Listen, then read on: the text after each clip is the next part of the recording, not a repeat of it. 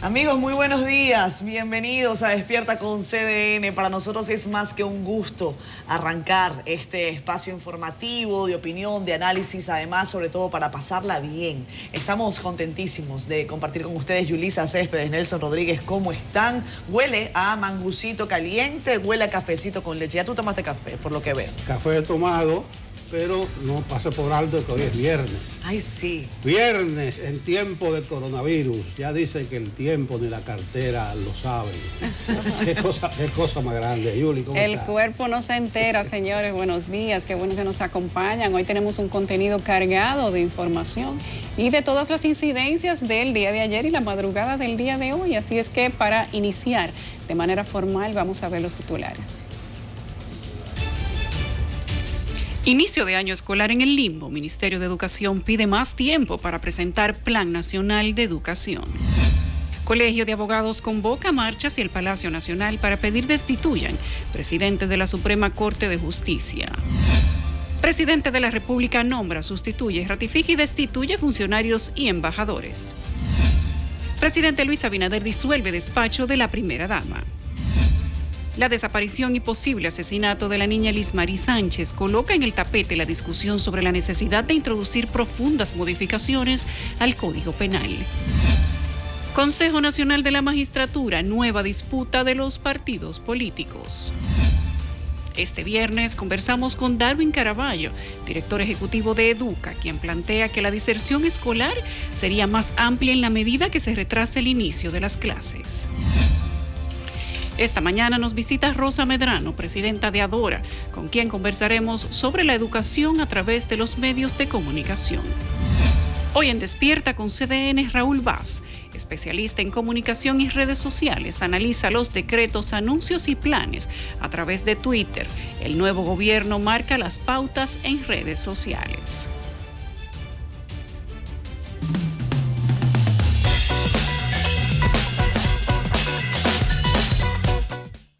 Vamos a la agenda del día y un vistazo a la portada de los diarios. Para ello nos acompaña Francisco Medrano. Hola, ¿qué tal? Gracias, muy buenos días a todos y estamos de inmediato prestos para presentar la portada de los principales diarios de circulación nacional en nuestro país. Vamos a iniciar este recorrido en la prensa, como siempre, por la portada del periódico de nuestra casa, el periódico El Caribe, que tiene en su portada de la siguiente manera: cierra despacho de primera dama y quita embajadores. Esto es en referencia a la batería de decretos presidenciales que fueron publicados en el día de ayer. La gráfica principal presenta la posible trayectoria de la depresión tropical número 13 de esta temporada ciclónica que podría afectar a la República Dominicana y por la que el presidente Luis Abinader se reunió anoche con los principales organismos de socorro. Noticias relacionadas con este tema y destaca El Caribe: agroquímicos contaminan el río Yaque del Norte. El Caribe también tiene un llamado resaltando en su portada: las muertes por coronavirus bajan por tercer día consecutivo. Otro llamado importante del periódico de nuestra casa que cita: Abinader pide a legisladores ejercer su rol de contrapeso.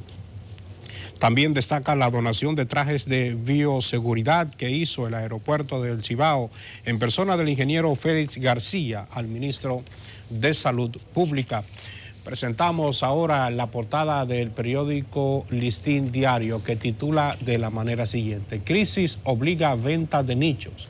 Es un titular que refiere a las dificultades económicas generadas por la pandemia del COVID-19. El Listín Diario también destaca la cancelación vía decreto de 20 embajadores por parte del Poder Ejecutivo. Destaca otro llamado también sobre la situación económica que cita un estudio de Naciones Unidas titulado: más de la mitad de hogares en el país pierden sus ingresos. Nos vamos al periódico Hoy, que encabeza sus dos titulares de economía. El primero destaca: bajan ingresos del 59% de hogares a consecuencia de la pandemia. Mientras que el segundo, ubicado más arriba, dice: extienden programas sociales. Otro de los temas sobre lo que el Poder Ejecutivo informó mediante decreto es que el presidente Luis Abinader también extendió, por supuesto, como estamos indicando, los programas sociales. En la foto del periódico Hoy se recoge el encuentro del presidente Abinader con los legisladores y lo titula de la manera siguiente: el presidente pide a legisladores cooperación y celeridad. Finalizamos esta jornada de lectura, la portada de los periódicos de circulación nacional con el Diario Libre, quien también se centra en la economía y titula de la manera siguiente: el gobierno extiende el programa FASE y otras ayudas hasta diciembre. La foto principal de este medio impreso se centra en la carrera electoral en Estados Unidos y la titula John Biden, la esperanza demócrata para recuperar la Casa Blanca. Además destaca dos llamados. El más amplio informa: suspenden el anuncio del inicio del año escolar, mientras que el segundo llamado es de corte económico y resalta: el Estado dejó de percibir 8.000 millones de pesos por la caída del turismo. Vamos ahora de inmediato a conocer pues la agenda de los eventos más importantes que están previstos para realizarse en el día de hoy. Es que equipos de CDN van a estar dando seguimiento a la búsqueda del cuerpo de la niña Liz María, quien hasta ahora se reconoce fue brutalmente asesinada en el ensanche Isabelita. Nuestro experto en meteorología, Jean Suriel, estará dando seguimiento e informando acerca de la trayectoria de la depresión tropical número 13, que podría afectar la costa norte de la República Dominicana. Estaremos atentos a la evolución del COVID-19 en República Dominicana. CDN también espera más decretos y cambios en la constitución del nuevo gobierno del presidente Luis Abinader. Así estaremos nosotros dando cobertura a los principales eventos noticiosos y ya hemos visto una panorámica de las noticias más importantes destacadas en los periódicos de circulación nacional. Así que retornamos con ustedes nuevamente al set de Despierta con CDN. Feliz fin de semana para todos. Bueno, ahí está completa la panorámica de los diarios impresos y además las actividades del día. Bueno, vamos a ver también cuáles son las actividades en el Caribe. Ahí está nuestro compañero Jean Suriel con las predicciones del tiempo. Adelante, Jean.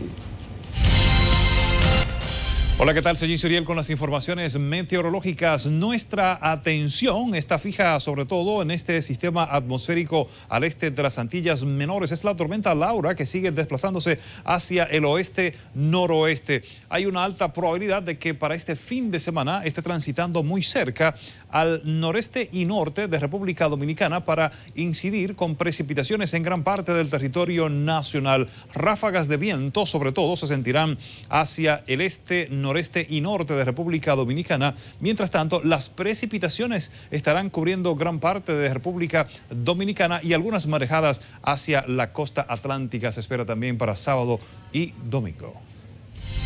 Gracias a Jean Suriel. Ayer el presidente convocó a todos los organismos de emergencia para estar atentos al fenómeno número 13. Ya tiene número, por lo menos, todavía no se ha nombrado, pero podría tener incidencia, tal como decía Jean Suriel, y los organismos de emergencia de República Dominicana tienen que estar pendientes. Hay que estar atentos a lo que ocurra el fin de semana. El equipo de CDN, por supuesto, estará haciendo esa tarea. Hubo esa reunión en el Palacio Nacional anoche. Se había convocado una rueda de prensa a las 9 de la noche. A las 9 de la noche estaban llegando todavía los funcionarios a Palacio Nacional. La rueda de prensa no pudimos presentarla en Enfoque Final. Y hay gente que dice, bueno, no le están dejando pasar una al gobierno de Luis Abinader. Yo lo que creo es que las expectativas son altas y que hay un ánimo de que las cosas se hagan bien, entendiendo además que hay personas por demás capacitadas para llevar adelante los cargos para los que han sido nombrados. La rueda de prensa no se llevó a cabo, pero allí estuvo presente, por ejemplo, la directora de ONAMED, el director del COE, que entiendo se han mantenido en sus funciones, algo que podría ser beneficioso, al igual que el director del Sistema 911. Bueno, satisfizo eso, ver a Gloria Ceballos, al general Méndez, Sí. una gente con una experiencia acumulada. Pero hay que destacar, al margen de estas incoordinaciones a nivel de prensa y de comunicación, que si una ganancia ha habido en el país en los últimos tiempos ha sido la coordinación interinstitucional de los organismos de socorro. Hay 22 organismos en total bien alineados y que han demostrado eficacia, han demostrado operatividad. Por lo menos la República Dominicana, luego de aquella fatídica jornada de septiembre del 98 del huracán George, hemos avanzado suficientemente y coordinación interinstitucional sí existe y gente de experiencia está al frente. Y han ganado credibilidad también, y eso lo hicieron durante los 2 gobiernos pasados. Hay que decir que doña Gloria Ceballos y el general Méndez, incluso el de los bomberos, son personas que llegaron ahí para transformar esas instituciones. Recuerden que antes meteorología decía que va a llover y la gente dejaba la sombrilla. A las 2 horas o a la hora que decía meteorología que iba a llover, lo que había era un solazo.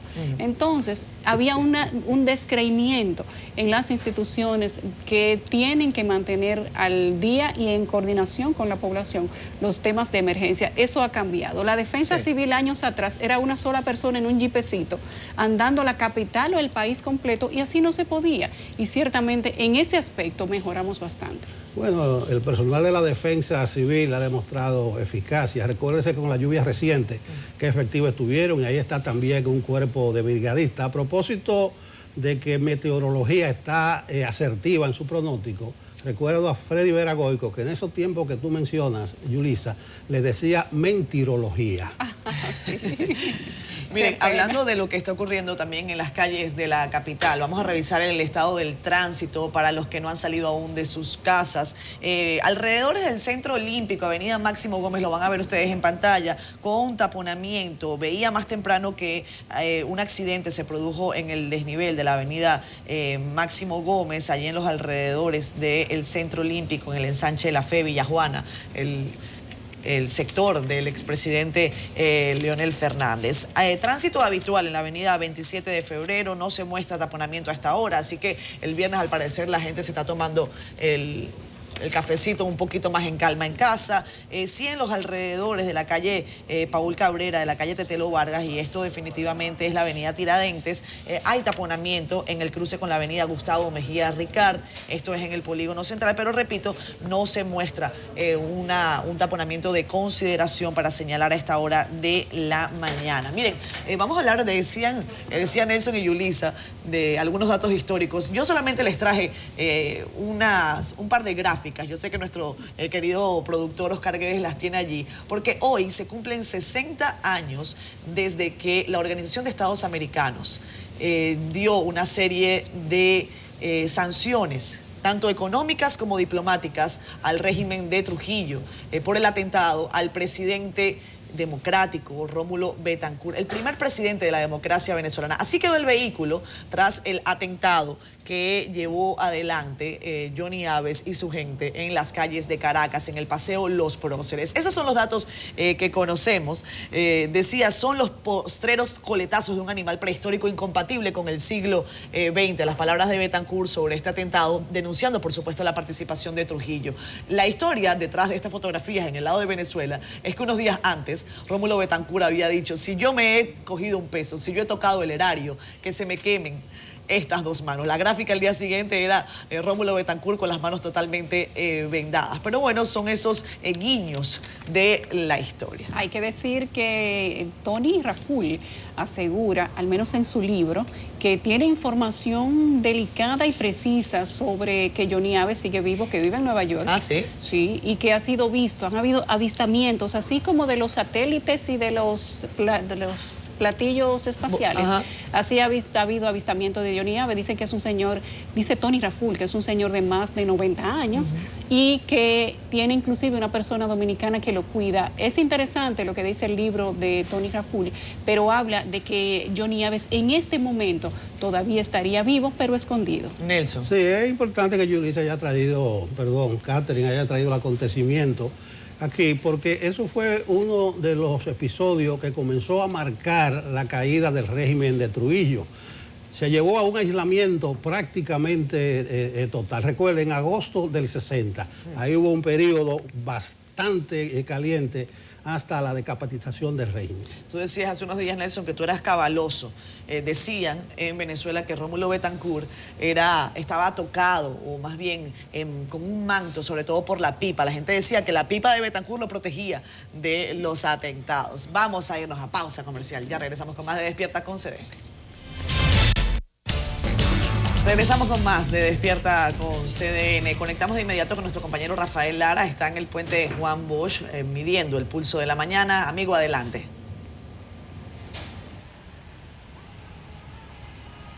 Saludos, muy buenos días. Así es, ya aquí en esta zona empieza la dificultad cotidiana del tránsito de lo que es la entrada al Distrito Nacional desde el municipio Santo Domingo Este. Como pueden ustedes observar, a esta hora de la mañana, 7:17 minutos de esta mañana, día laboral, pues ustedes pueden observar que ya es bastante lento el flujo vehicular aquí en esta zona, en lo que tiene que ver, repito, de la entrada vehicular de Santo Domingo Este al Distrito Nacional.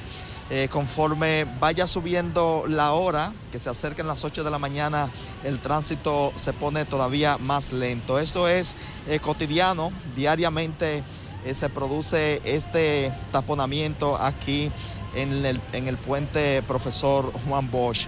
Como pueden ustedes observar, en un tramo en dirección Distrito Nacional Santo Domingo Este, también se torna un poco lento, aunque es todavía bastante fluido.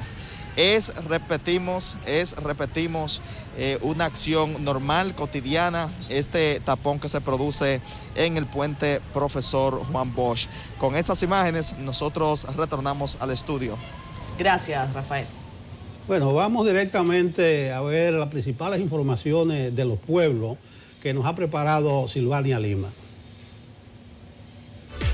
Iniciamos el recorrido en el interior del país, en el sur. La Asociación de Profesores Seccional Galván, en un esfuerzo por ayudar a combatir el COVID-19, ha organizado una campaña de entrega de mascarillas y gel antibacterial a cada maestro perteneciente a esa seccional, así como personas particulares de este municipio de la provincia Bauruco. David Pérez con los detalles. No nos vamos a quedar de brazos cruzados. Nos ponemos a disposición de las nuevas autoridades para trabajar a favor de la sociedad y así contribuir para detener esta enfermedad que ha venido a limitarnos, dijo el presidente de la ADP Seccional Galván, Wander Santiago Cuevas Reyes. En el caso específico de Galván, tenemos 7 maestros que han pasado ya por la enfermedad COVID-19.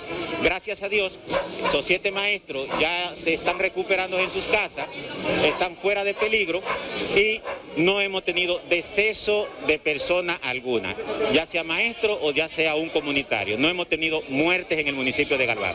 Esta actividad que estamos realizando hoy es con el objetivo de concientizar el magisterio de Galván para que tengamos las precauciones sobre la pandemia que estamos viviendo en nuestro país. El representante de los maestros en esta localidad fronteriza se refirió en esos términos tras encabezar un amplio operativo de entrega de mascarillas y gel como parte de las medidas preventivas para evitar el contagio del coronavirus. El mismo entregó dichos enseres a los diferentes centros educativos, así como a personas particulares de Galván. Porque es una iniciativa que viene con esta pandemia a protegernos un poco para que nosotros no nos contagiemos de esa temible enfermedad. Y hacer un llamado a las personas para que tengamos el distanciamiento social, que si no ponemos de nuestra parte, esto es en vano. Estamos luchando para nada. Lamentablemente entonces, nosotros y nuestras familias se verán afectadas, pero esperamos en Dios, en que la ciudadanía, específicamente en Galván, tomemos las precauciones del lugar. Hasta el momento la provincia de Bauruco ha registrado unos 300 y pico de casos de coronavirus, por lo que los municipios de esta localidad demandan a las autoridades a continuar llevando las medidas pertinentes para evitar el contagio del coronavirus en esta parte de la frontera. En Galván, provincia de Bauruco, David Pérez, CDN. ¡Esa comisión! Moradores del sector Mesopotamia en San Juan de la Maguana volvieron a protestar en demanda de ser beneficiados con los apartamentos del proyecto habitacional Vista del Río. Expresaron que la comisión a cargo de la entrega de los apartamentos pretende beneficiar a personas que no residen en la barriada. Yo tengo viviendo aquí en la Mesopotamia 15 años. Me vinieron con un cheque de 20,000 pesos, a donde yo tengo 5 niños aquí en la Mesopotamia. No es justo que vayan a hacer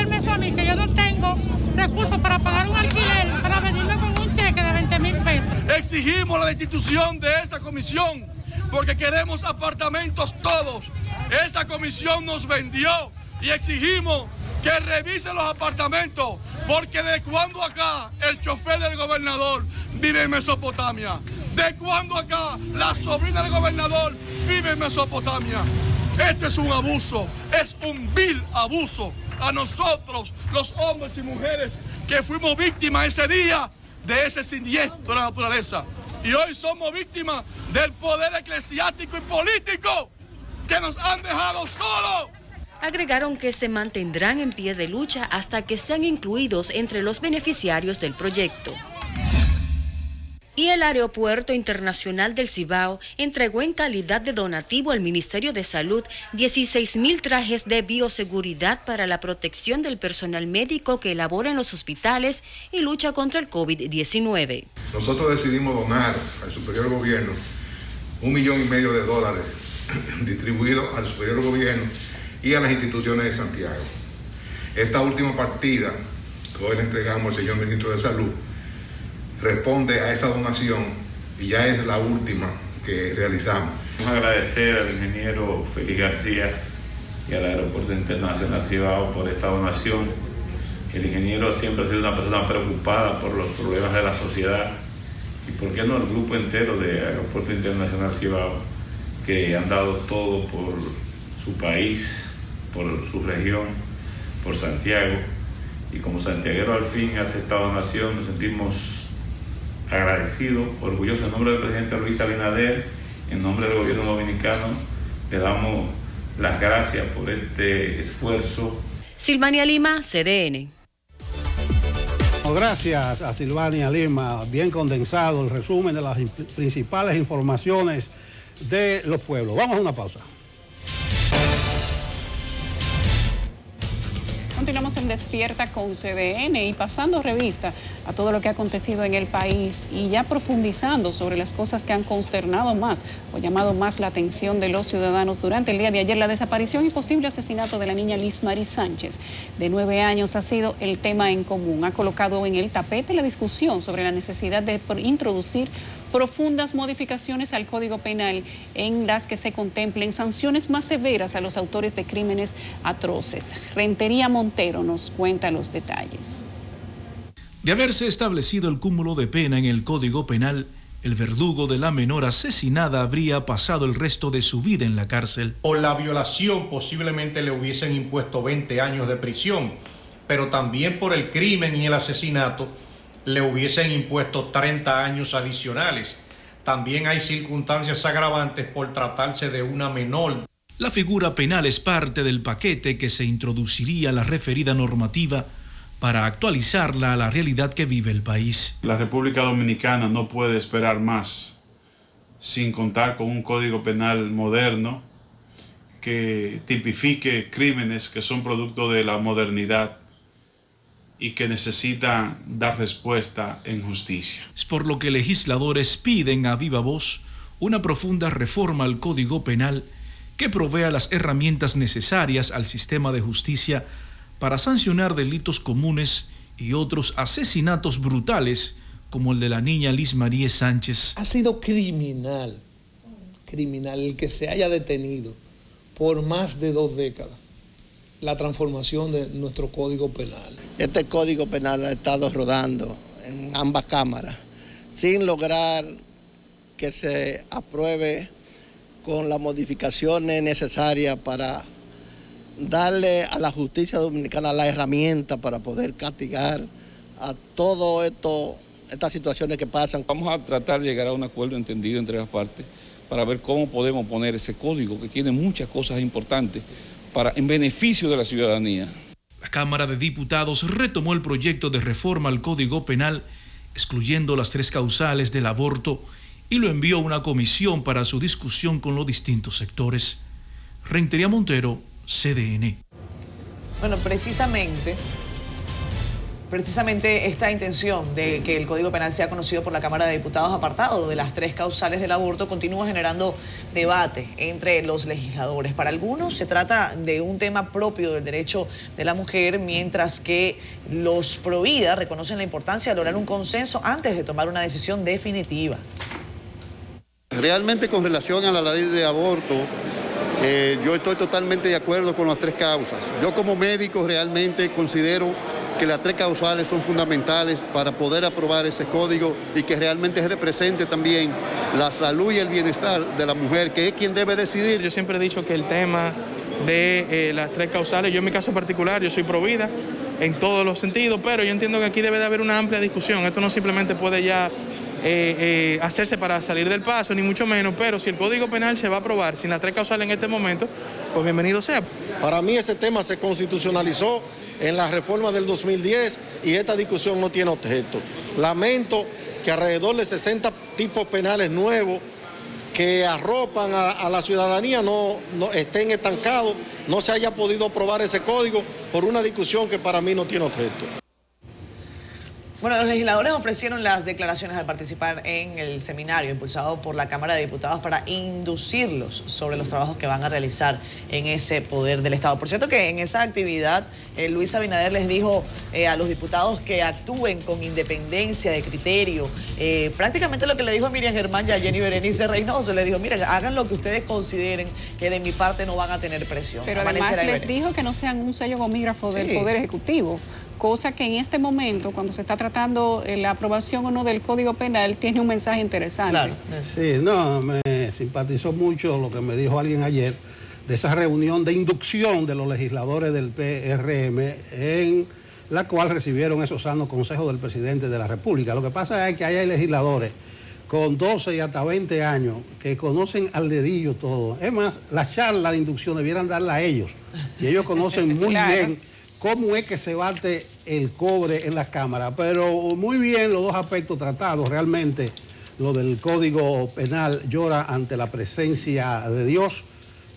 Hay cosas que ya debieron estar de hace más de 20 años en ese código. Y miren el ejemplo que se ponen de la condena que merecería el desalmado de la niña Elis María.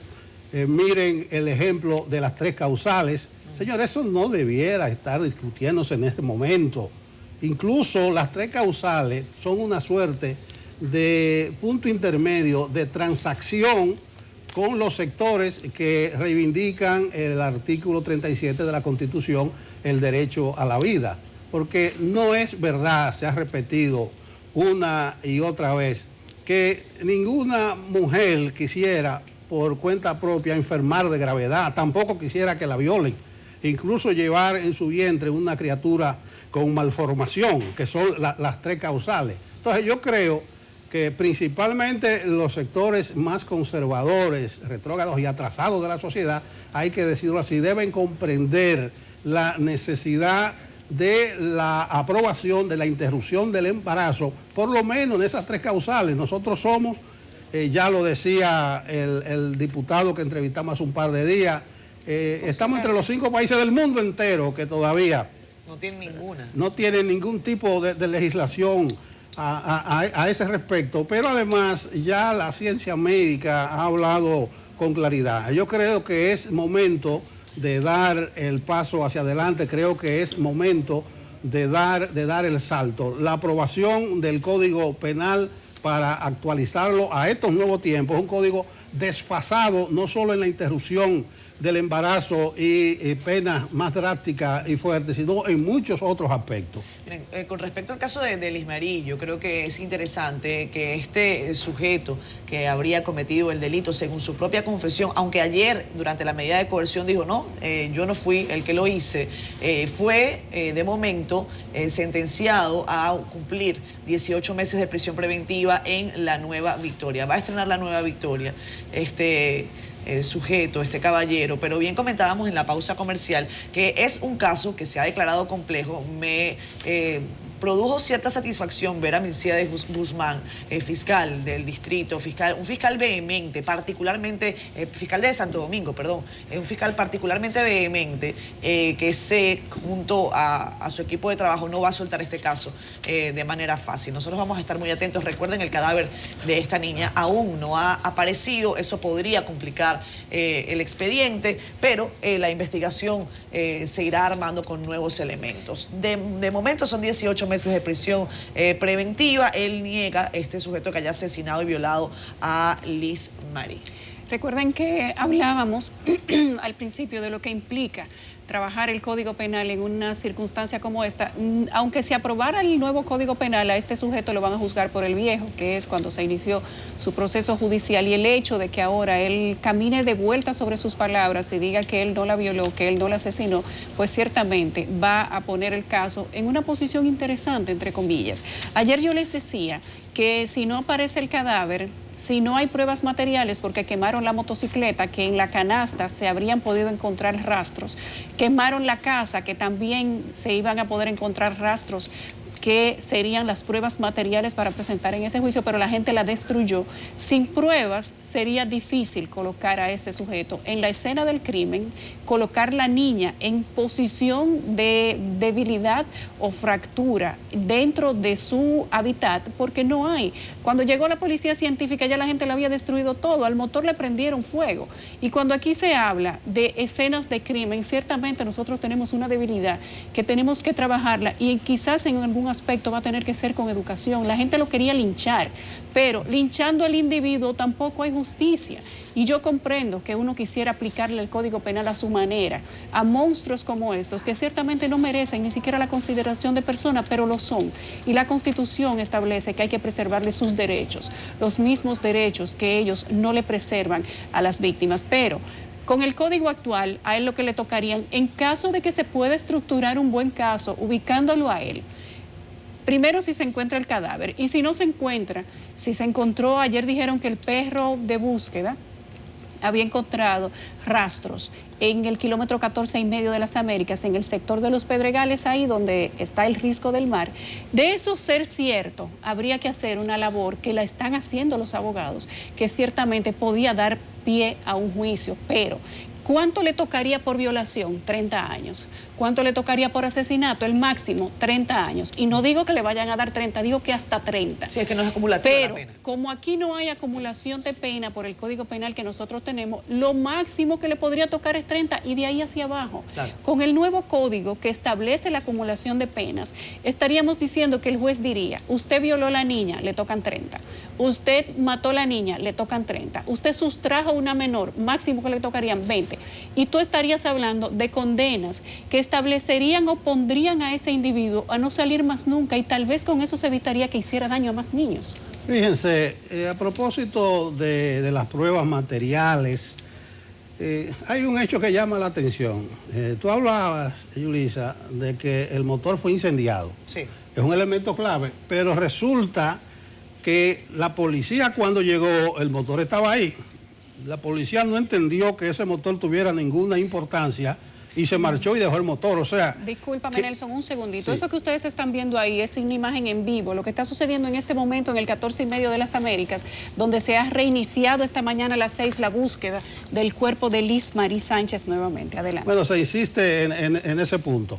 Pero miren qué caricatura. La policía cuando llegó tenía el motor y lo dejó. Parece que los agentes que estaban ahí no tenían ni la menor idea de la importancia que tenía ese vehículo, y después fue quemado. O sea, no fue que la gente desde un primer momento, y ya se dijo y se habló lo del cuartucho en el que vivía el desalmado este. Entonces, el testimonio de él ayer, mire cómo cambian las cosas, que es el centro de este comentario. Recuerden los dolorosos casos de Pedro Brán y de San Francisco de Macorís. Duraron días de un lugar a otro con versiones distintas de dónde podría haber estado el cadáver. Probablemente aquí comencemos con una historia similar, pero para ir a juicio hay que llevar pruebas materiales. Hasta en la peliculita del FBI se ve cuando dicen dónde está el arma homicida. Total. ¿Entiendes? La escena del crimen fue desnaturalizada totalmente. Que se resguarde la escena del crimen. Resguardarlo, eso es elemental. Bueno, nuestra policía científica ha avanzado en muchos aspectos, pero en este caso ha tenido algunas pifias muy sensibles.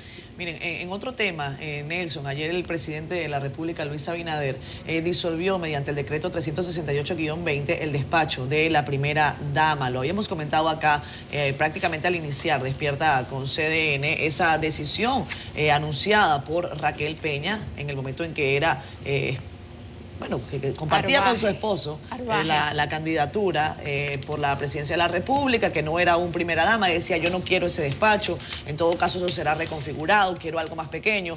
Asumió la oficina hace algunos días y definitivamente entonces la decisión llegó. El presidente no solamente disuelve esta oficina, sino que ha creado una comisión evaluadora para evaluar los programas que lleva a cabo esta institución del Estado. Esa comisión va a estar designada por el Ministerio de la Presidencia y han dicho utilizarán los recursos, los fondos, sobre todo para el área de salud pública y también a otras interesantes posiciones de asistencia social. Lo que se ha dicho, Raquel Peña no ha reaccionado. Ella la he visto activa, Raquel Arbaje. Raquel Peña, le digo siempre a la vicepresidenta, comparten el nombre. Raquel Arbaje, lo que ha hecho durante estos días, me pareció también interesante verla participar en una actividad virtual de primeras damas de la región, en donde ella señalaba que apenas está llegando, que está calentando motores y que conforme pasen los días y se ajuste su oficina, podrá entonces dar un alcance más amplio de lo que será su misión frente a esa importante posición, aunque algunos califiquen como decorativa. No, es la investidura, es la institucionalidad. El rol de la primera dama puede ser lo que la figura que esté allí quiera que sea. Puede ser un rol decorativo, nada más para hacer figuras que representen a la moda local, o pueden sin duda ser mujeres con valía, que yo sé que lo hay, que en el caso de Raquel Arbaje no me queda ninguna duda, que lleven adelante interesantísimos procesos de transformación,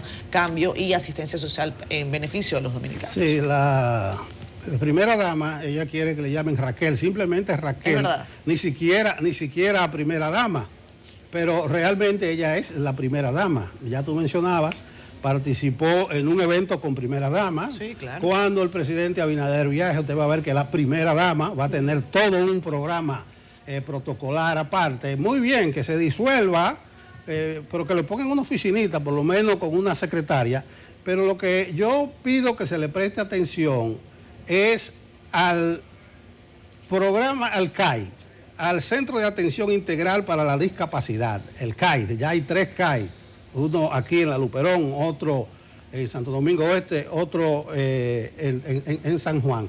Ese es un programa fundamental, ese es un programa vital que ha servido de ejemplo a nivel de la región y de gran parte del mundo. Entonces, atención con el CAI, que eso es un aporte no de la primera dama anterior, sino un aporte para el país. Lo que dice el decreto es que se va a formar pasará a salud pública el CAI, y una comisión con representantes gubernamentales y de la sociedad lo va a dirigir. Por eso es un centro muy especializado. Y terminando con la primera dama, yo creo que ella debe tener, reitero, una oficinita, aunque sea con una secretaria, porque lo que ella dijo al principio fue esto: se iba a disolver el despacho y ella iba a quedar con las manos libres para poder interactuar. Y cuidado si se convierte en un incordio, en un clavito en el zapato, andando de oficina en oficina, porque no tiene funciones específicas. Son las funciones de la primera dama aquí y en todas partes. Yo creo que ella dijo que va a tener,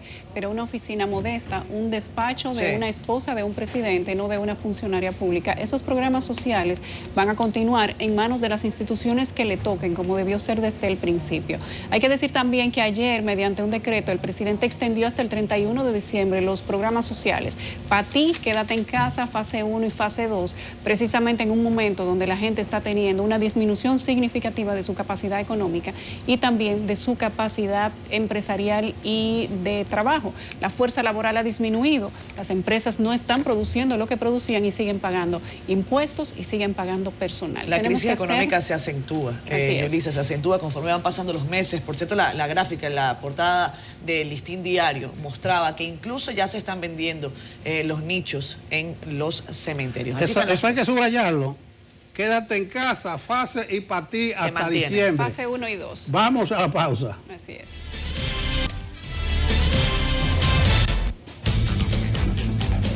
Regresamos con Despierta con CDN. A propósito de educación, ayer el ministerio suspendió una reunión donde se iba a presentar el Plan Educativo Nacional para el año escolar 2020-2021. Cuando ya todo el mundo estaba a la espera, cuando ya todo estaba listo y a última hora se dijo que ya no se haría la presentación del plan, sino que se esperaría y que probablemente se anunciaría nuevamente el día 24, porque algunos entidades internacionales querían hacer unos aportes. Parece que esos aportes no se pudieron hacer ni coordinar en la transición, ni en los días después, ni en el mes que duraron coordinando todas estas cosas. El año escolar en este momento está detenido y no se sabe cuándo va a comenzar. A propósito del tema educativo, tenemos al director de Educa en nuestra línea por Zoom, con quien vamos a conversar en este momento y quien dijo durante el día de ayer que mientras más se retrase el inicio de las clases, más niños podrían desertar.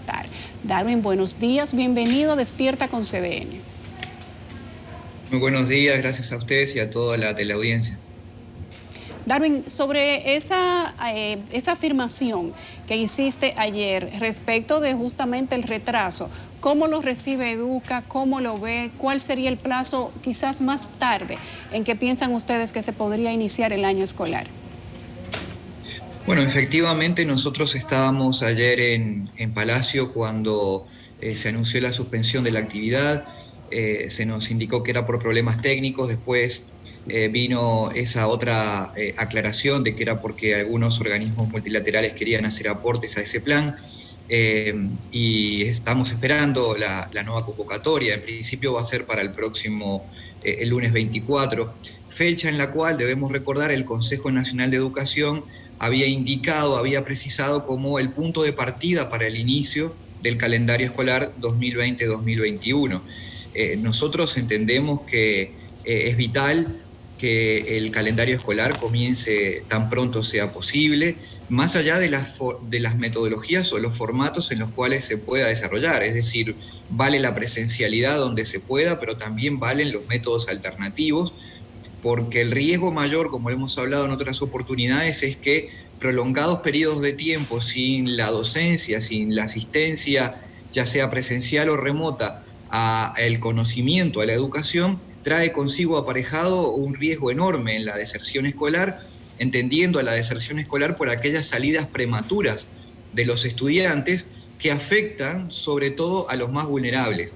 Y aquí el riesgo que ya está evidente en la estructura social de la República Dominicana y con las consecuencias de la pandemia que ustedes estaban hace minutos explicando, es que se agudicen las condiciones de desigualdad.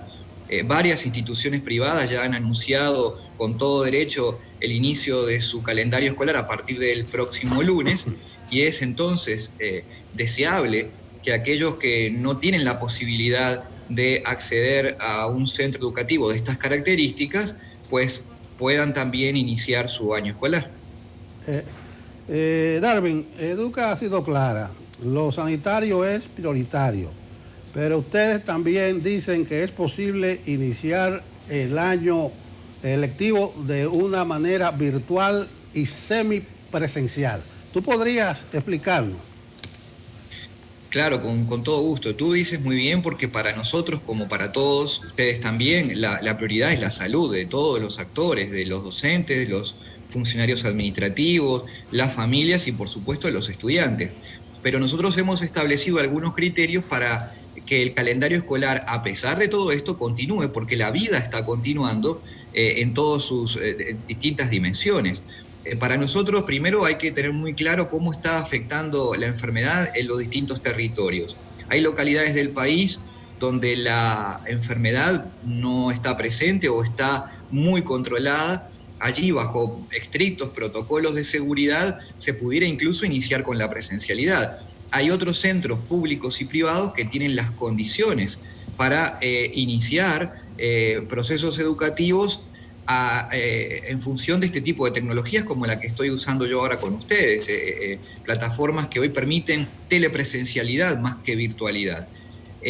Hay otros lugares donde no se están dadas las condiciones y hay que trabajar en tecnologías más antiguas pero igualmente efectivas como la televisión y la radio. El caso de México, por ejemplo, ha tenido una expansión en este momento de su oferta educativa de televisión, y aquí hay una oportunidad enorme porque la República Dominicana tiene una enorme y talentosa red de señales televisivas que pudieran ser bien utilizadas para esta función, al igual que la radio o las guías docentes. Lo más importante es poder mantener el vínculo entre el estudiante y el docente. Y también por métodos alternativos no utilizados previamente. En una encuesta reciente de Naciones Unidas demostró que el 84% de los estudiantes mantuvo el vínculo con su escuela durante el cierre del calendario escolar anterior y que la gran mayoría, más de un 90% de estos, lo hizo a través del WhatsApp, una herramienta que no estaba diseñada para esto. Entonces, si bien no es la tecnología ideal, si bien presenta limitaciones, el riesgo que debemos tratar de mitigar a cero es el de las salidas prematuras de los estudiantes más vulnerables, que luego van a engrosar filas de marginalidad, que derivan en delincuencia y en situaciones que muy alto costo pudieran significar en el mediano plazo para la República Dominicana. Darwin, el tema es que en este momento el año escolar está en suspenso. Los padres están a la expectativa, muchos de ellos me escribieron ayer, Catherine, la rueda de prensa, ¿qué hora va a ser? Estamos muy pendientes. Por supuesto, esto representa una preocupación importante para este sector del país. Con relación a ese acercamiento que ustedes han tenido con las autoridades actuales, ayer se suspendió esa rueda de prensa, ustedes estaban en Palacio. ¿Cuál ha sido la respuesta que les han dado, más allá de suspender la actividad de ayer, en días previos? ¿Cuál crees es la motivación del gobierno sobre este particular? ¿Cómo lo ves? Nosotros debemos comprender que ningún sistema educativo del mundo estaba preparado para afrontar una situación como esta, un calendario escolar bajo las condiciones de la pandemia permanente. El caso de España, por ejemplo, que fue el país tal vez más próximo a nuestra cultura, que comenzó con la pandemia y tuvo que recurrir al cierre del año escolar bajo formatos no presenciales, tenía todo previsto para iniciar de manera presencial como cualquier año. Acaban de decretar ahora muy probablemente el inicio de virtualidad y por lo tanto nadie estaba preparado, y menos aún en un cambio de gobierno. O sea que para la República Dominicana es doblemente difícil. Nosotros entendemos perfectamente a las nuevas autoridades, le extendemos una mano colaborativa y de apoyo, hemos ofrecido trabajar codo con codo para resolver este problema que es enorme y que entendemos muy claramente la incertidumbre que reina en las familias dominicanas. Pero hay algo que es importante entender, que la Constitución de la República y la ley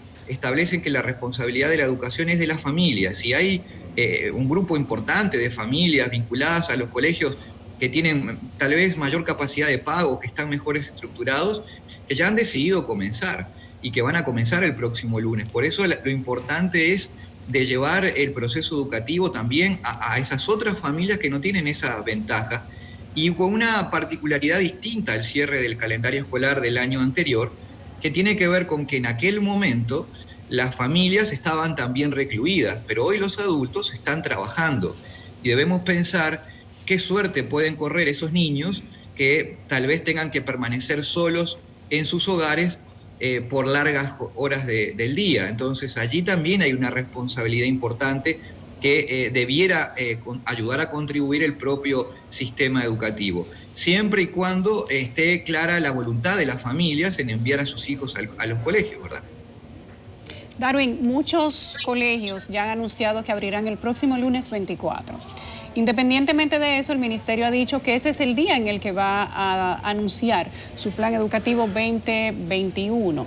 Hay algunos ciudadanos y personas de la sociedad civil educativa que han dicho que podría extenderse o que debido a la situación del COVID-19, el año escolar no debería iniciar en este momento, sino inclusive hasta en enero.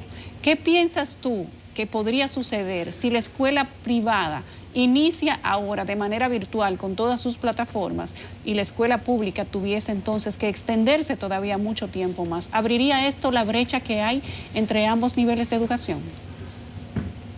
Sin duda que abriría esa brecha que hay entre la desigualdad o las inequidades que se presentan en la estructura social de la República Dominicana y que ya se venían viendo no solamente en República Dominicana, sino en todo el mundo, aún en los países más igualitarios en términos del índice de Gini.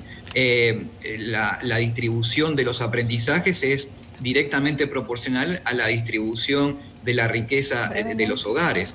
Ahora, lo que es importante entender es que la educación privada y todas las familias tienen el derecho constitucional de comenzar a formar a sus hijos a la brevedad, y si bien es cierto que no es dramático que la apertura del año escolar para el sector público o aquellos sectores privados que tienen menor capacidad de infraestructuras para afrontar esta situación puede retrasarse algunas semanas, esto no debiera ir más allá de algunas semanas, porque evidentemente el riesgo es la discontinuidad del proceso educativo, el riesgo es la salida prematura de estudiantes del sistema que luego no regresan, y eso afecta mucho más a los más vulnerables. Así que hay que continuar, así como todas las actividades humanas han ido readaptándose a esta nueva realidad, hay que hacer lo mismo con la educación. ¿Por qué no esperar hasta enero? Como algunas voces solicitan. Pues porque no sabemos si en enero vamos a estar en igual o en peor situación a la que estamos hoy. La pandemia llegó para quedarse un buen tiempo entre nosotros. Las experiencias anteriores en la historia de la humanidad siempre han hablado de 2 a 2 años y medio. Hoy voces muy calificadas, como el propio Bill Gates, que está con información de primera mano en este tema, anuncia que la pandemia no va a finalizar hasta el año 2021, a finales de ese año 2021, y claramente mientras no tengamos una vacuna efectiva y la población no esté inmunizada, estas situaciones de usar mascarillas, de poder cuidarnos unos a otros con el distanciamiento es la única medida que contamos. Pero la vida debe continuar de todas formas y hay que diseñar protocolos que permitan el proceso de todas las actividades humanas, la educación entre ellos, bajo estas nuevas características. Bueno, Darwin, es una pena que de por medio esté la educación, el verdadero nombre de la libertad, dicen algunos, la herramienta fundamental para el desarrollo de un país, dicen otros, pero no sé por qué Educa está tan firme en que se inicie ya, si la experiencia, por lo menos en la región, es que los gobiernos están siendo muy conservadores. Incluso la ciudad de Nueva York anunció ayer el inicio para el 10 de septiembre, pero los maestros no están de acuerdo y se ha demostrado que la mayoría de padres tampoco. En República Dominicana, la ADP, no sé qué opinará en este momento, hace semana y media decía que no estaba de acuerdo con el inicio del año escolar en estas condiciones. ¿A dónde voy yo? Ya se habló de la desigualdad que viene desde la manera que terminó el año lectivo anterior, el 13 de septiembre, pero además se va a necesitar herramientas nuevas, reformular el programa, la capacitación docente, entre otras cosas. ¿No debiera Educa ser un poquitito más conservadora? Mira, yo te agradezco mucho la pregunta, porque Educa cuando hace un planteo siempre trata de hacerlo desde la humildad, pero también desde la argumentación con base en la evidencia. Y hay obviamente situaciones que no estamos en escenarios ideales, pero con claridad hay riesgos mayores que interrumpir la docencia de manera permanente o por periodos prolongados.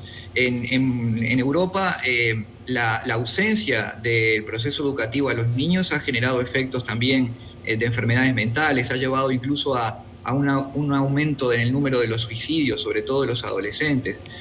Recordemos que la educación no es únicamente la instrucción, la educación también es el proceso de construcción de ciudadanía, de las relaciones con el otro, de aprender a convivir, del desarrollo del deporte y por lo tanto del cuerpo, de las expresiones artísticas y del arte.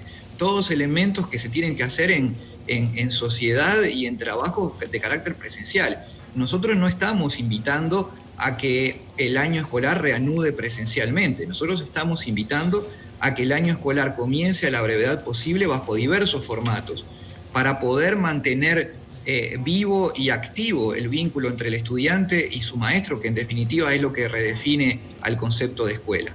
Ahora bien, sabido esto, es importante tener en cuenta que las condiciones de presencialidad de manera paulatina, progresiva, con controles y protocolos de seguridad son deseables y hacia eso apunta el mundo.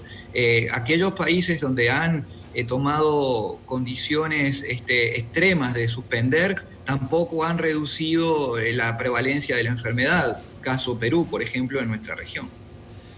Bien, pues muchísimas gracias, Darwin Caraballo, director ejecutivo de Educa, por esta entrevista interesantísima que seguramente estaremos abordando más adelante. Darwin, muchísimas gracias, que tengas feliz resto del día.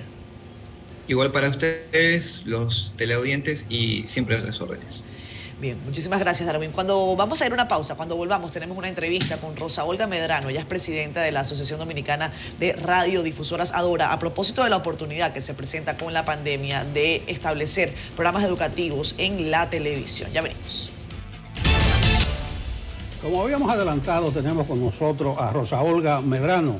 Ella es la presidenta de la Asociación Dominicana de Radiodifusoras, ADORA, pero además es una radiodifusora en el sentido amplio de la palabra, una persona muy ligada, muy vinculada a los medios de comunicación. Y qué bueno que esté con nosotros, porque ya desde el set anterior con el director ejecutivo de Educa, hablábamos la posibilidad de que se utilicen los medios de comunicación, la radio, la televisión, como uno de los recursos, una de las herramientas, uno de los instrumentos para el año escolar. Buenos días, Rosa. Muy buenos días, gracias por la invitación. Para nosotros es un placer poder compartir con ustedes estas inquietudes que de verdad tienen una gran parte de la población, vamos a decir que inquieta y tensa, valga la redundancia. Así es.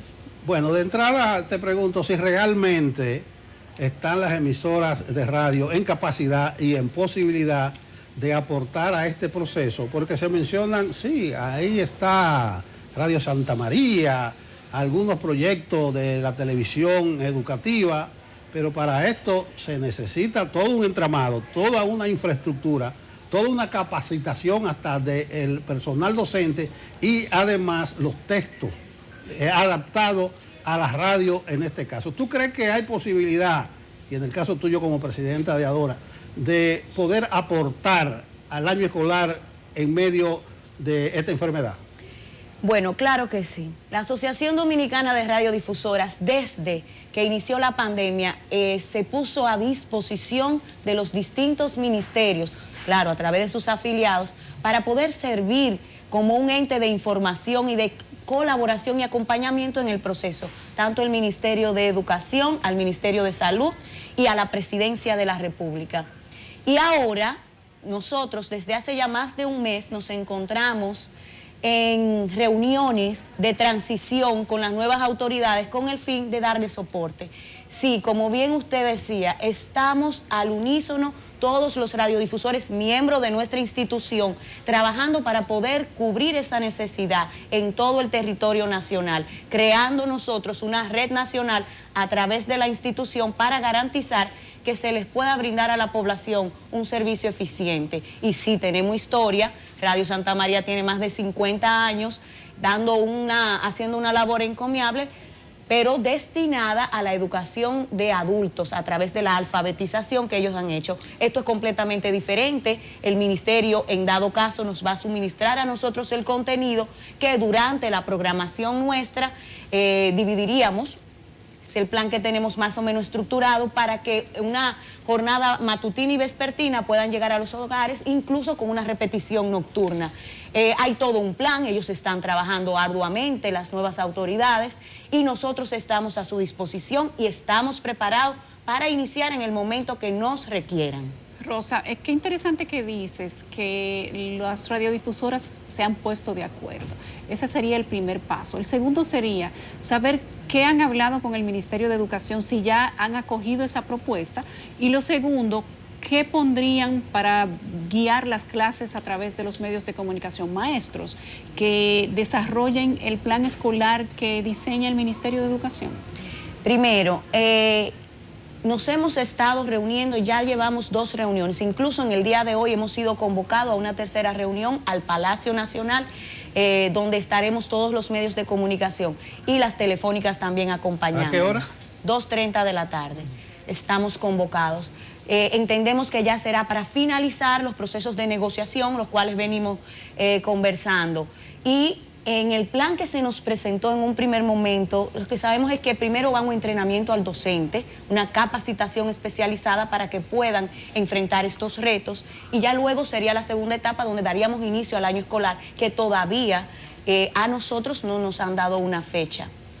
En el caso de la educación actual, porque hay experiencias exitosas, así como usted bien señala, en la República Dominicana, de programas de alfabetización a través de emisoras radiales, pero vivimos en una época en donde lo interactivo gana espacio. Tenemos a niños que utilizan las tabletas, los celulares, con más habilidad que cualquiera de nosotros. ¿Cómo enfrentar este reto que sin duda va a marcar parte de lo que será esta dinámica de la llamada nueva normalidad, mal llamada por algunos? ¿Cómo crear un espacio interactivo con medios de comunicación tradicionales? Mira, lo que nosotros entendemos es que al contrario, al ser nosotros medios tradicionales y gozar de la dualidad, de poder también ser medios digitales, el estudiante, ya sea el niño, el adolescente, el joven, va a tener la opción de elegir el canal adecuado y con la ventaja de que sí vamos a poder alcanzar con la radio, que es la única que tiene esa gran ventaja, a toda la población, ya que es gratuita. No tiene que ver con inversión de recursos para poder accesar a ella. Con pilas, si hay una interrupción eléctrica, vamos a poder estar funcionando. Y además ayuda a estos jóvenes a desarrollar también el sentido de la creatividad y la imaginación con ese acompañamiento. Y va a tener también la opción de que la televisión abierta, los sistemas de cable, los medios digitales en sí, van a tener ese recurso también adicional. Es decir, que esto va a ser un trabajo multimedio y con esa gran ventaja, que no es excluyente. Van a tener esa gran, en este momento, oportunidad de todo el mundo accesar a esa educación. Y nosotros vamos a utilizar nuestras herramientas, la difusión masiva, para convocar a todos esos jóvenes que de una forma u otra han tenido que interrumpir el proceso de educación. Y así no nos damos ese espacio que no sabemos cuándo va a finalizar sin tener el acceso a este recurso tan importante y fundamental. Rosa, hablas de todo el territorio nacional. Se supone entonces que la cobertura de Adora específicamente está en todo el país, pero tradicionalmente ustedes se quejan de interferencias, siempre tienen unas discusiones con Indotel a propósito. No sé si terminaron la que tenían con la dirección anterior de Indotel, de la zona fronteriza, de obstrucciones, pero tú dices cobertura, en este caso, en todo el territorio nacional. Sí, señor, porque lo que estamos haciendo es siendo, aparte de un canal efectivo de difusión, estamos poniendo nuestros mejores recursos. Estamos tratando de que las emisoras que entren en esta red nacional sean precisamente las que no tienen esos problemas tan habituales y comunes en nuestra industria, que lamentablemente no hemos podido finalizar con el Indotel. Incluso estábamos en unas mesas técnicas cuando inició la pandemia, nos quedaba precisamente el tema de las interferencias y de las emisoras ilegales, y ahí se interrumpe la gestión. Y lo que hemos hecho es eso, lo estamos haciendo... Te interrumpo, Rosa. Perdón. Ustedes pueden cubrir la zona fronteriza. Sí, porque señor. Una de las quejas de interferencia es que se oyen en la frontera más emisoras haitianas que dominicanas. Pero podemos cubrir, Para eso... que estamos hablando de la educación, que no puede ser cosa intermedia. Para eso estamos trabajando, podemos cubrir. Están trabajando, pero no lo garantizan. Sí, lo garantizamos porque hay emisoras eficientes transmitiendo en esa zona. Hay muchas que tienen interferencia, pero nuestros aliados, nuestros asociados que se suman, son los que tienen mucho menores dificultades, casi cero. Pero tienen, no podemos tapar el sol con un dedo, de que hay situaciones, las hay, y nosotros día a día la estamos enfrentando. Rosa, de manera breve por mi parte, ¿cómo sustentarían los medios de comunicación en radio? Me imagino que también convidarán a los de televisión, pero por ahora, ¿cómo se sustentaría esto? ¿Desplazarían toda la programación de la mañana, de la repetición si se hace en la tarde o en la noche? ¿Qué pasaría con todos esos programas? Y además, económicamente, ¿cómo sustentarían eso? Mira, en realidad las emisoras no tienen casi todas una programación arrendada completa. Incluso muchas de las estaciones de radio que se están sumando son emisoras de programación musical. También estamos integrando la banda AM y FM, es decir, hay una dualidad y muchas de ellas no tienen hoy día tampoco compromisos. Sustentado, pues entendemos que va a ser un acuerdo con el gobierno donde también educación subsidie parte del costo operativo que esto conlleva, y aparte de esto también la facilidad de que de que hay una identificación con la causa y todos estamos dispuestos a colaborar y ceder también parte de nuestros espacios para que nuestro país pueda marcar la diferencia con relación al tema de educación en estos momentos. A mí me queda solamente una duda antes de irnos a pausa. ¿Sería una señal matriz compartida por todas las radioemisoras o serían programas educativos independientes establecidos por personal en cada una de las emisoras? No es una red simultánea, sino que se van a adaptar, claro, dentro del esquema y el programa que nos suministre educación a cada programación de cada emisora, lo cual será avisado, documentado en la zona, en la región, para que todos estén atentos a los horarios, pero no va a ser una red nacional, sino como el mismo escenario que no sé si pudieron ver, pero que ya México estableció, que son horarios de programaciones diferentes, acorde a la disponibilidad de las programaciones, porque como les decía, estamos buscando estaciones de radio que reúnan las condiciones para que se pueda hacer este trabajo. Bueno, hay que decir que Rosa es también la presidenta del Grupo Medrano de La Vega. Gracias, Rosa, por acompañarnos. Un placer, de verdad, y siempre estamos a su orden en lo que podamos colaborar. Bueno, Rosa Olga Medrano, presidenta de ADORA, la Asociación Dominicana de Radiodifusora, ha hecho importantes aportes sobre el año escolar a través de las radiodifusoras. Continuamos. Regresamos con más de Despierta con CDN. Tenemos el gusto de presentar ahora vía Zoom a nuestro querido amigo Raúl Vaz, abogado, experto en comunicación, marketing digital. Raúl, gracias por estar con nosotros. Interesantísimo el estudio que han sacado adelante en Engage con respecto al equipo que acompañará al presidente de la República, Luis Abinader, en estos próximos 4 años. No sabemos si se van a quedar todos, pero por lo menos los de arrancada. Querido amigo, ¿cómo estás? Catherine, muy buenos días a ti, a todos los que nos están viendo, por supuesto también a Yulisa y a Nelson. No tienen idea cómo me encanta poder comenzar este viernes aquí en CDN, que ustedes saben, también es hogar para mí. Entonces la verdad es que estamos bastante contentos de poder además presentar este informe que ha causado bastante interés en toda la población. Así es, Raúl, hablemos de él, para los que no lo hayan visto.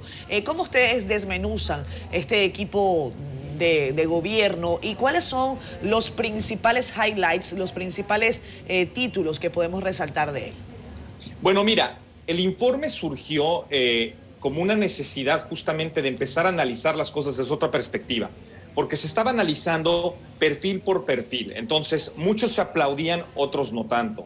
Pero ustedes saben, ustedes como líderes de opinión, como periodistas, saben que uno no puede nada más ver las cosas desde un ángulo, tiene que verlo desde diferentes perspectivas. Y dado que el presidente Luis Abinader es una persona que no había estado en el gobierno, había estado, su participación como tal en el sector público había sido como oposición, pero nunca había estado en el gobierno. Como empresario, uno se fija mucho en la capacidad que uno tiene como equipo. Entonces dijimos, vamos a analizarlo desde un punto de vista integral como equipo. Y tomamos como referencia todos los nombramientos que se dieron por Twitter previo al 16 de agosto, siendo el último que analizamos el de la hoy procuradora Miriam Germán.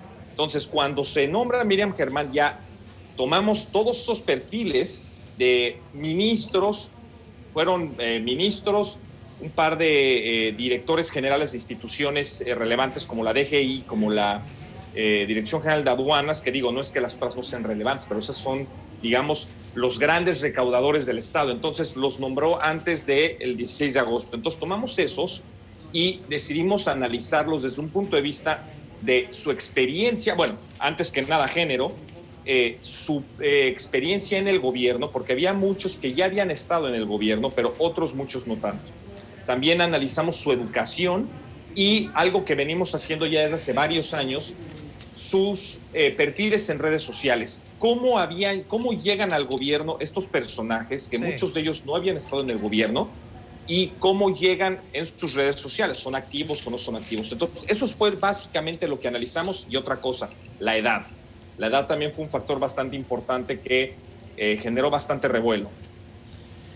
Raúl, cuéntanos cómo ha reaccionado la gente, la población, los mismos actores sobre los cuales ustedes hicieron el estudio, a los resultados que han arrojado, que por lo que veo han sido bastante interesantes. Pues mira, de entrada el tema de la edad. El tema de la edad como que generó una sorpresa, porque lo que hicimos una línea de tiempo y colocamos la gran mayoría de los que pudimos conseguir las fechas de nacimiento, solamente en razón de la verdad, y lo pusimos en el mismo informe, nos faltaron 6 de los funcionarios, pero con esto nos pudimos dar una idea bastante clara de dónde está la gran masa, y nos percatamos que el promedio de la edad son 58 años.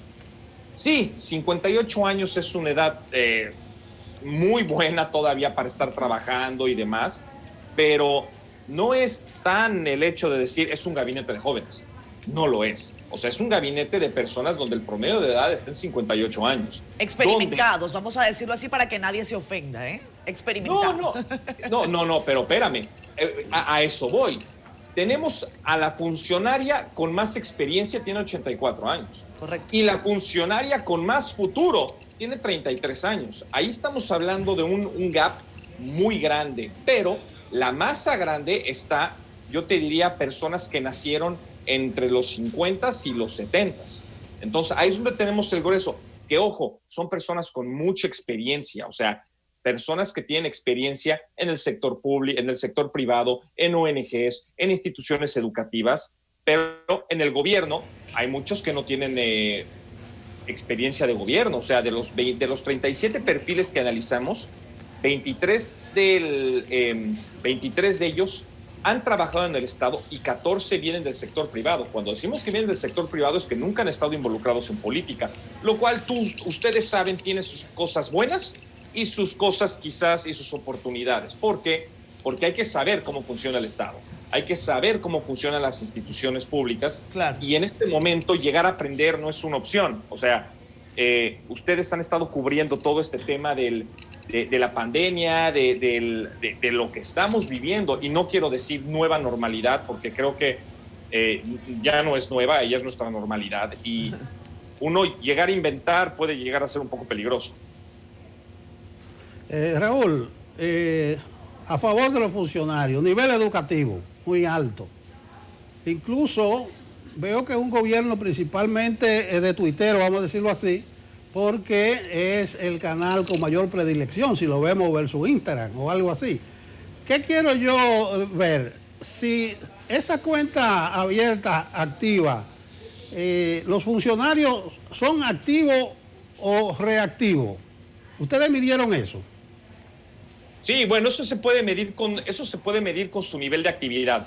Pero vamos primero a analizar una cosa que hicimos con respecto primero a Twitter, porque creo que Instagram es una red que durante esta pandemia fue importante, pero no creció. Twitter venía en descenso y yo creo que esta pandemia le inyectó mucha energía a Twitter. O sea, personas que ya no estaban activas en Twitter o personas que no estaban en Twitter, muchas se reactivaron o se activaron en Twitter por el tema de la inmediatez. Pero lo primero que hicimos fue, dijimos, ¿quiénes son los veteranos de Twitter? ¿Quiénes son los más nuevos en Twitter? Y encontramos cosas muy interesantes, como por ejemplo que Orlando Jorge Mera, ministro de Medio Ambiente, fue el primero en entrar a Twitter. De todos los perfiles, fue el primero en entrar a Twitter en junio del 2008, ¿no?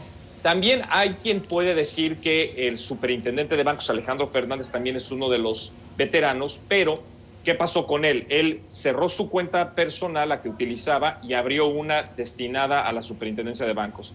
Entonces, no podemos ya catalogarlo como uno de los veteranos. Pero, por ejemplo, el nuevo, el ministro Limber Cruz, por ejemplo, entró en julio del 2020, hace un mes. Sí. Carmen Heredia entró en abril, Marco Arias entró en marzo. La misma vicepresidenta de la República, ella estaba en Twitter, pero era un perfil casi más que nada para ella ver lo que estaba pasando. Raúl, perdón que te interrumpa en ese punto. Me parece que ha sido impresionante lo que ha ocurrido con la cuenta de Raquel Peña. Pasó de no tener nada de actividad a ser primero la más efectiva, según este estudio de ustedes, con 72.8. Ese es un porcentaje, Raúl. Sí, bueno, cuando hablamos en Twitter, cuando hablamos de más efectivo, es aquel que le dan retweets. Sí, claro. Es aquel que obtiene retweets. Y la verdad, mira, vamos a verlo, viene de una campaña presidencial.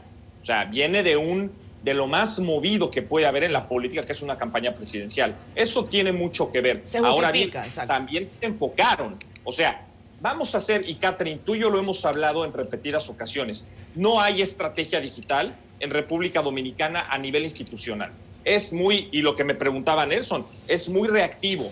Era, ponte la nota, anúnciate esto, pero no había una estrategia como tal. Al llegar la pandemia, todos, sin excepción, se dieron cuenta que no había una estrategia. Yo creo que el único que tenía una estrategia razonablemente bien marcada era el mismo presidente Luis Abinader siendo candidato, porque recordemos que el señor lleva siendo candidato, directo o indirecto, desde el 2008-2009, que manifestó su intención, que acabó como candidato vicepresidencial del 2012 es otra cosa, pero él fue el candidato en el 2016. Entonces, trae una cuenta, digamos, bastante estratégica, pero fuera de eso, los demás no traían una estrategia detrás y la pandemia a muchos los obligó a tener que ponerse las pilas, digámoslo así. No tener una estrategia, sino ponerse las pilas. Raúl, tenemos que ir cerrando.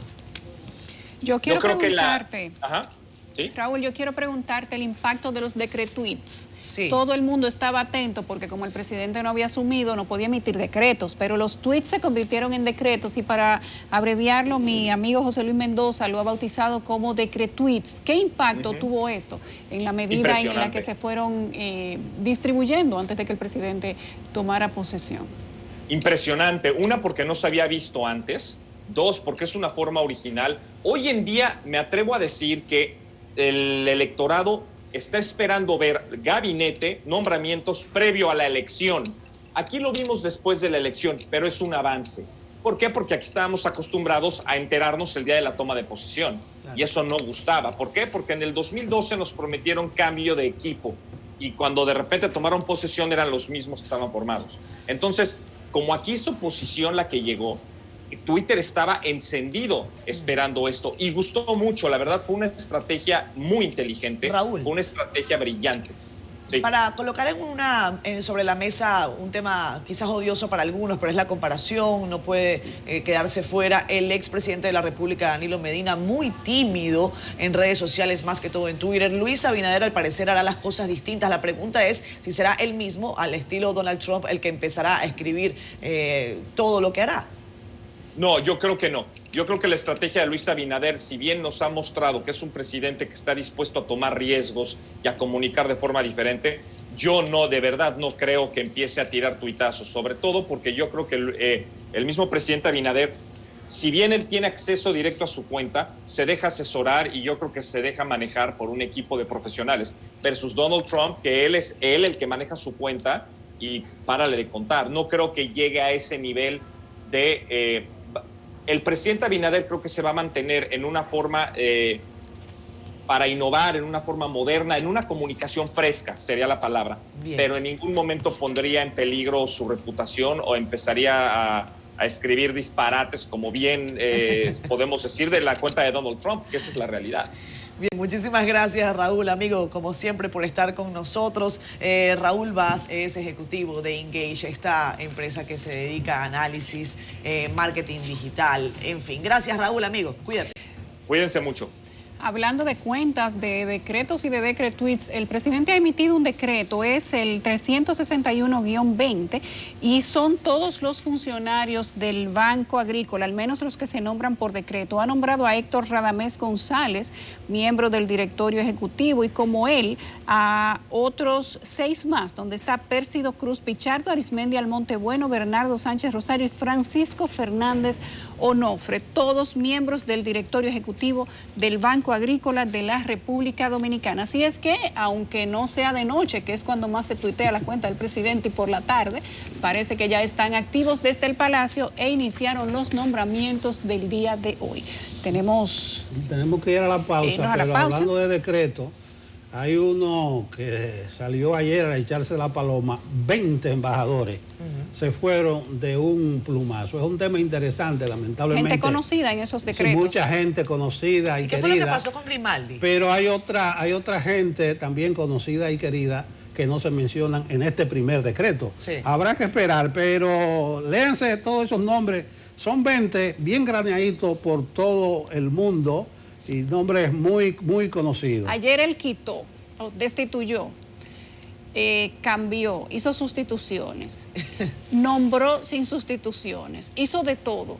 con esos decretos y ciertamente tiene que terminar de completar su gabinete para que entonces el Estado comience a rodar por sus propias ruedas, para que todo se trabaje ya de una manera más fluida y todo el gabinete termine completado. Hay que decir que a pesar de estos decretos todavía faltan. Hay muchas direcciones generales, asesores, que una cantidad, subsecretario, personal diplomático que todavía falta por nombrar para que esté completo el gabinete del presidente. Yo mencioné aquí que las direcciones generales son 58 y los consejos y comisiones, superintendencia, son 50. Ahí nada más hay 108. Y tiene también su subdirector. También. Es decir, que a los compañeros de la base que no han sonado, probablemente les salga colita o un cargo menor. No coman ansias. Los cambios de los embajadores era un tema previsible y yo creo que nadie puede sentirse afectado, salvo contadas excepciones de diplomáticos de carrera, pero por lo general son las caras del gobierno de la República Dominicana en distintos países y eso se tenía. Qué bueno. Se esperaba. Había que hacerlo. Claro, había que hacerlo. Ojalá que el cambio también venga al interior del Ministerio de Relaciones Exteriores, que es en donde más ruido hay. No tanto en el embajador, sino en el personal diplomático, que es mucho y grande. Supernumeraria y donde hay más botella. La cosa hay que decirle como Bueno, sí, la nómina. Y se hablaba entre Nueva York y Puerto Rico 47 cónsules, pero una observación con la nómina. ¿Y en Haití? Ahí están la mayoría de reformistas aliados al PLD. Recuérdense que Miguel Vargas duró mucho tiempo con las manos amarradas y se decía que era José Ramón Peralta, el administrativo, que manejaba todo eso de nombramiento. Es decir, que se preparen los reformistas aliados al PLD, que son de los principales en esa abultada nómina de la Cancillería. Por eso también están buscando el segundo. Tenemos que hacer una pausa. Una pausa. Por ahí está esperando ya el hombre deportes y para nosotros no tomarle más de tus tiempos, vámonos a pausa directamente y venimos con deportes. Ya regresamos. Regresamos a Despierta con CDN y qué bueno que ustedes continúan con nosotros. Hoy hablamos de educación y qué bueno que podemos contar con Juan Manuel Medina porque no podíamos dejar de hablar de cuáles son las principales y mejores herramientas para que los niños y los padres puedan mantenerse conectados a fin de que todos los niños puedan tomar las clases que les toca ahora desde forma virtual. ¿Cuáles son las mejores laptops y a un costo asequible cuando el bolsillo está en crisis? Eso nos va a contar Juan Manuel. Juan Manuel, buenos días, ¿cómo estás? Bienvenido.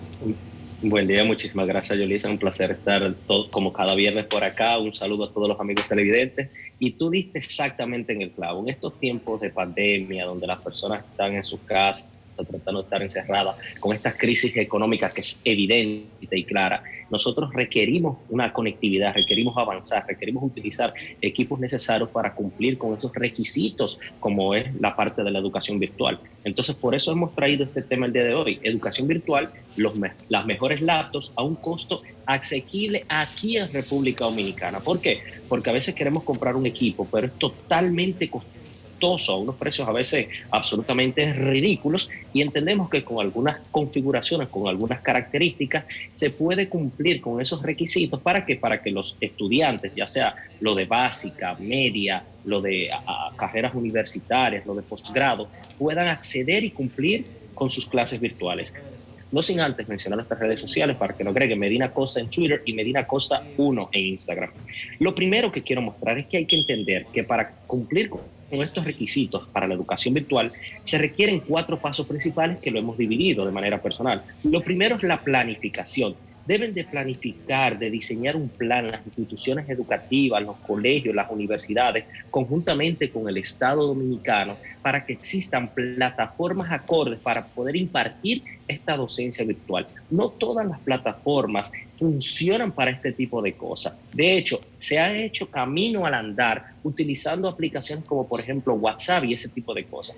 De hecho, hasta las redes sociales son buenas para la educación virtual, pero no es verdad que un estudiante de bachillerato, por ejemplo, o de quinto, de primaria, va a estar atento a una clase virtual a través del Instagram, ¿me entiende? O con una conversación con el profesor a través de WhatsApp siempre, cuando estas redes sociales ofertan tantas cosas para quitarle el tiempo a estos estudiantes. El segundo punto es la capacitación. No se puede pretender impartir una clase virtual cuando ni siquiera el docente tiene una capacidad de un manejo de estos recursos tecnológicos. Las instituciones académicas tienen que tener un compromiso con este tipo de situaciones. Y no solamente las instituciones académicas, nosotros de manera particular debemos de hacer el esfuerzo para que esto funcione. el esfuerzo nosotros, los estudiantes, las instituciones académicas y el Estado, porque hay que ayudar al Estado. Lo tercero es la conectividad. Señores, el Internet normalmente no llega a todos los puntos. Es necesario de que exista plan, como están haciendo algunas compañías telefónicas, República Dominicana, como por ejemplo, Claro, está haciendo acuerdos con las universidades para ofertarle a sus estudiantes Internet gratuito. Por ejemplo, hubo un acuerdo con la Universidad Autónoma de Santo Domingo de que se le van a ofertar planes totalmente económicos a los que sean docentes y estudiantes de la Universidad Autónoma, y a algunos estudiantes se le dará hasta 6 meses de manera gratuita de esa factura del plan de Internet. Y lo tercero, los equipos que tengan cierta configuración que funcionen. Por ejemplo, es necesario una cámara, es necesario que tenga buena memoria, un disco duro que almacene cierta información y que no se le vaya a dañar cuando está haciendo su trabajo. Y por eso vamos a mencionar la primera. De hecho, hemos organizado algunos renglones y que van desde 9,000 pesos hasta 20,000 pesos. Si quieres este listado completo, recuerda agregarnos a las redes sociales Medina Costa en Twitter y Medina Costa 1 en Instagram, y puede ver el video en el canal de YouTube de CDN. Bien, entonces comenzamos con la primera. Lenovo 100E, desde 12,000 pesos, 4 GB de memoria, se puede actualizar porque es una memoria expandible de DDR4, 11 pulgadas de pantalla, disco duro de 64 GB y con cámara. ¿Qué quiere decir? Que este tipo de dispositivo se puede utilizar para cualquier tipo de responsabilidad académica. Seguimos con la otra, Lenovo 130S, 12,000 pesos. Normalmente hay personas que quieren computadoras un poquito más grandes. Esta le funciona excelente y es súper ligera. Con un disco duro de 64 GB, con Windows 10, puede utilizarla para todo este asunto de educación virtual. ¿Por qué? Porque se conecta en su computadora, utiliza el paquete de Microsoft Office y puede tener esa interactividad con el docente. Hay otra que es un poquito más robusta, que tiene un disco duro de 128 GB, tiene Windows 10, un monitor de 11.6, 4 GB.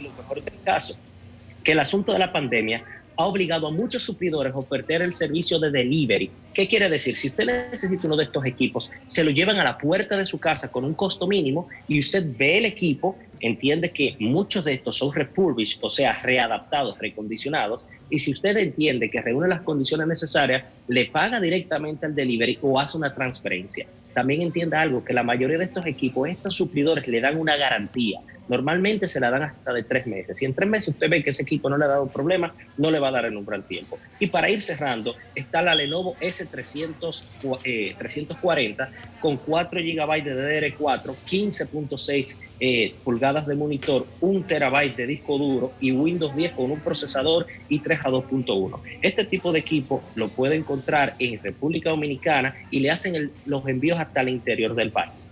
Si quieres este listado completo de absolutamente todos los equipos que van desde 9,000 pesos hasta 100,000 pesos, recuerda seguirnos por las redes sociales del canal CDN y nuestras redes personales, Medina Costa en Twitter y Medina Costa 1 en Instagram. Bien, querida Yulisa. Juan Manuel, muchas gracias, muy completo. Ahí el que no compra la computadora, pues ciertamente porque no siguió Despierta con CDN o porque no busca la cuenta de Juan Manuel Medina. La gente va a necesitar de estos consejos para poder iniciar de una manera correcta un año escolar que aparentemente será 100% virtual. Juan Manuel, gracias.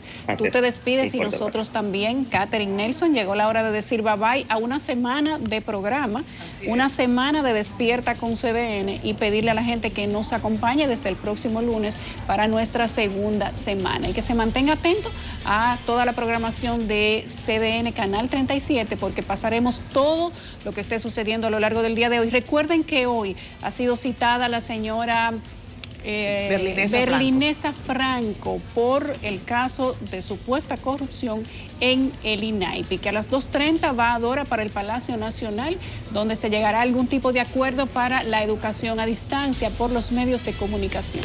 Así es. Bueno, nada, Yulisa, encantada de haber compartido con ustedes. Arrancando esta semana ha sido un gusto. Nelson. Bueno, una semana completa. La primera, diría un obrero de la construcción, ya esto están ganados. Nos vemos el lunes. Bye bye, hasta el lunes.